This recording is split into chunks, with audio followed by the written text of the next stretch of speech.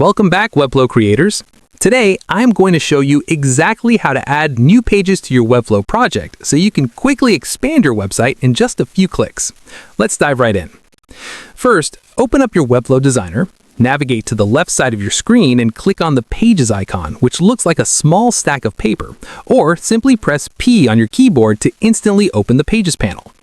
Once the panel slides open, look at the very top right corner of that menu and click the Create New Page icon, which is a small document with a plus sign. This will immediately open the Page Settings menu. The very first thing you need to do is give your new page a name.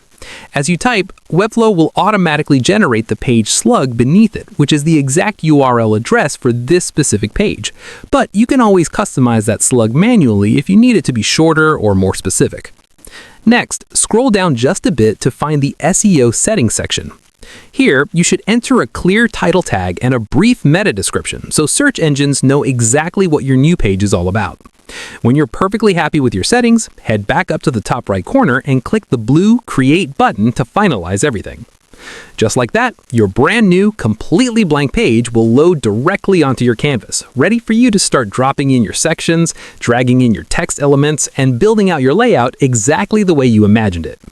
If this quick setup guide helped you expand your project, hit that like button and subscribe for more fast and actionable Webflow tutorials.